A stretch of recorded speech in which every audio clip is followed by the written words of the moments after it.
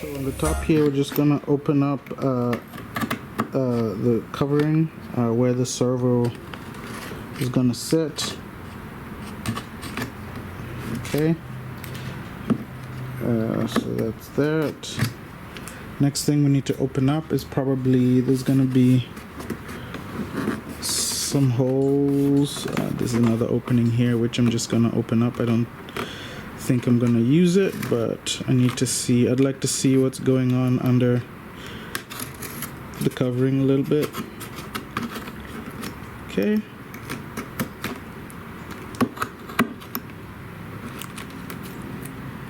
Okay, so just another opening there, and this is what I'm looking for. So this is where the carbon fiber rod that supports the vertical stab is gonna go.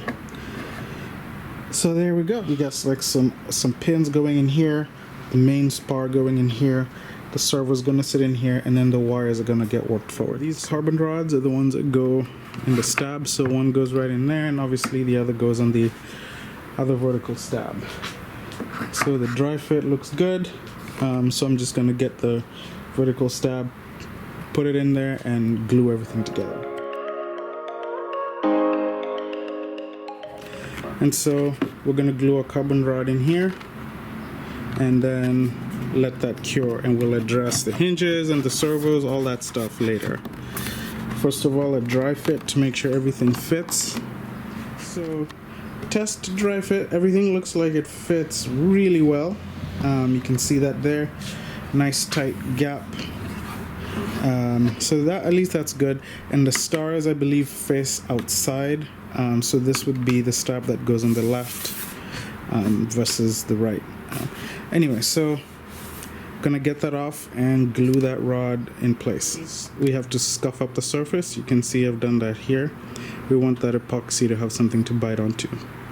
And then we're gonna glue it. For the vertical stab, because I have these pins in here, these guys, and I wanna make sure that when the stab is glued, it's glued so that it fits. You know, maybe there's gonna be play in this. So what I'm gonna do is put the epoxy, stick that in there, clean the seam, and then stick that onto the surface here and let that cure. Alright, so we have some epoxy in there, and we're just gonna work this guy in.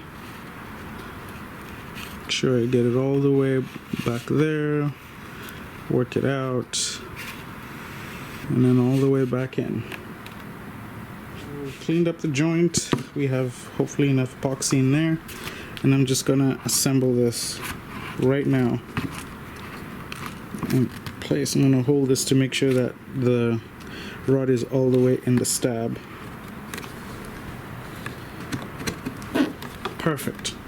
And now that that is sitting in the position that it's gonna be at, we're just gonna let that cure. So while we are waiting for the stabs to cure, I went ahead and mounted the hinges on the aileron, and it's pretty much the same process. Basically just gluing the hinges to the control surface with epoxy. I used E00NS, and then sticking them into the surface and gluing those. And what I like to do is just put a little bit of WD-40 on the pin right there where it actually pivots.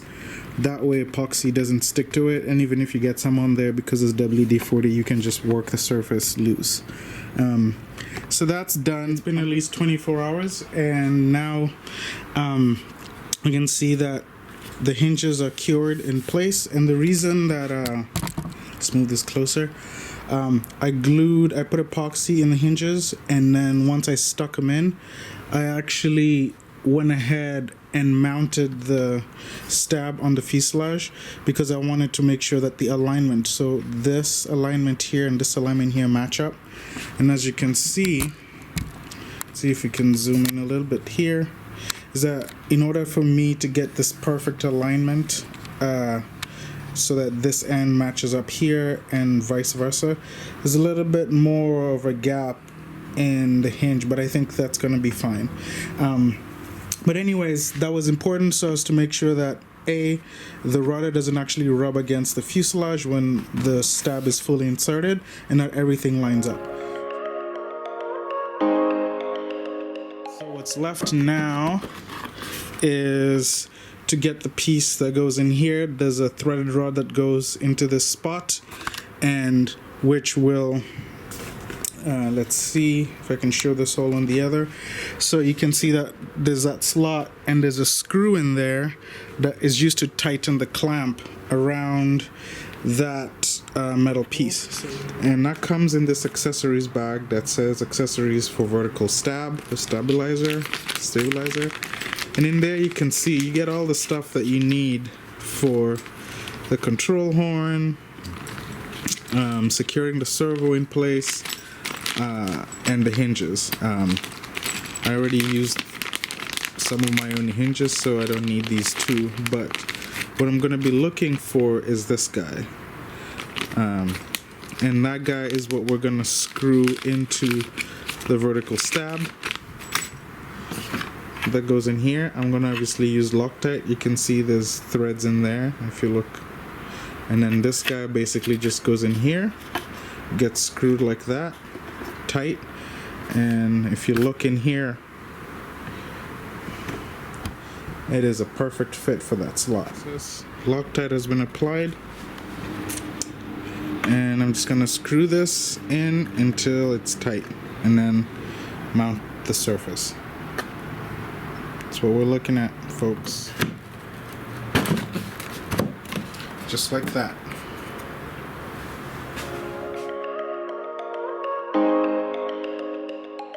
So we're looking at the vertical stab and the rudder, and so we have a slot. So per the manual, you can see that this is what we have to do: install the linkage and the servo accordingly.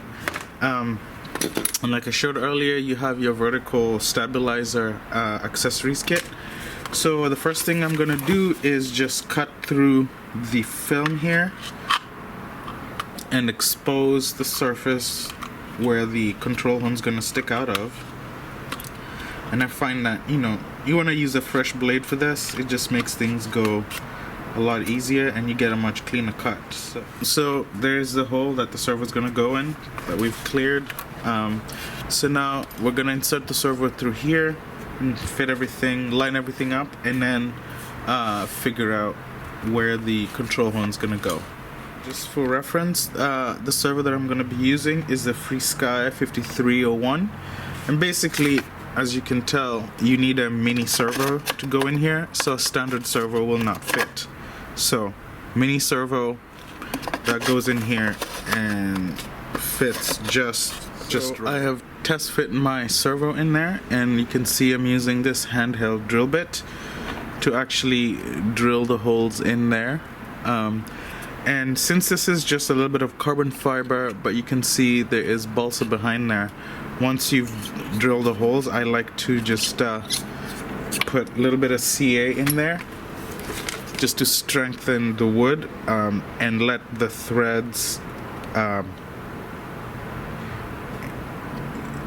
get stiffened with that. So just a little bit of CA, we're going to let that dry, and then we're going to secure our servo in place. So one of the things I forgot to mention is that in your kit, your vertical stab kit, this guy right here, you get this and the pivot points separated, so you actually have to assemble them.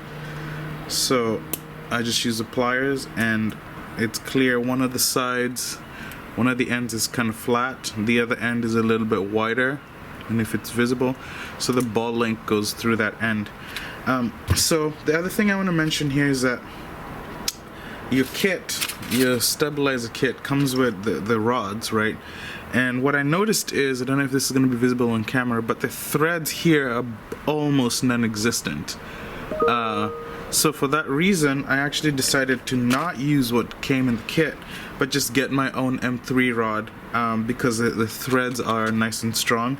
I would have preferred to get like just threads in the end and solid in the middle, because that's just better for structural reasons, but this is what I have. So I just made an exact copy of the stock one, and these are M3 rods, but now the thread is really good because you need that to bite into the plastic, and what I was having trouble with is actually screwing the plastic onto this guy because the threads are non-existent. So we're gonna use these guys, and we'll just cover this with a carbon rod anyway, so it's not gonna be visible.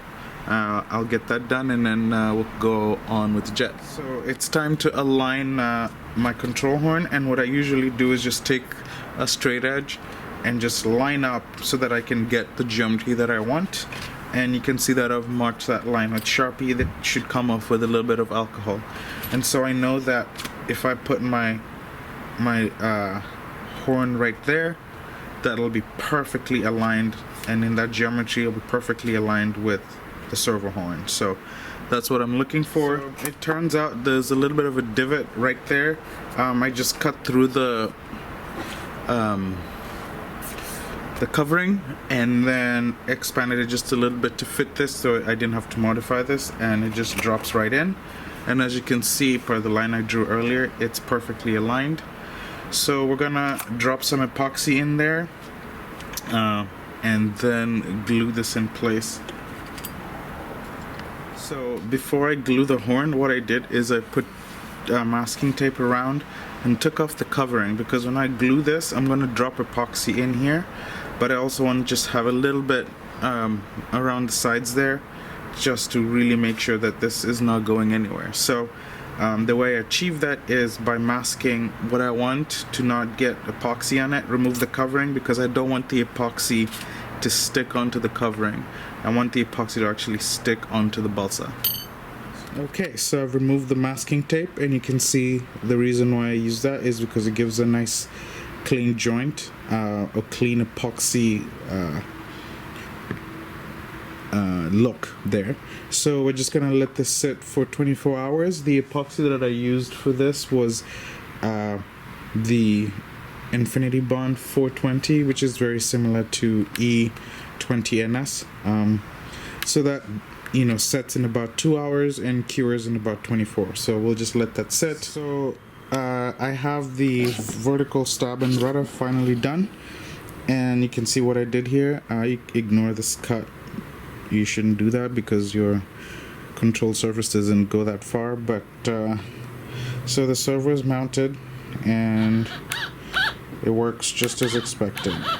So we're gonna repeat this on the other vertical stab / rudder, and then the control surfaces on the tail are pretty much gonna be done. So the final piece to the puzzle here is, once we're happy with the vertical fin, there is a screw in here that we need to tighten that clamps onto the rod that is in the vertical stab. And then once we're done, there is a bag called accessories for fuselage, and in there you can find one of these grommet like plastic bits, and those will just get inserted there, prevent that from getting worn out, and then you use your in my case, I think it's a 2.5mm screw wrench to tighten that down.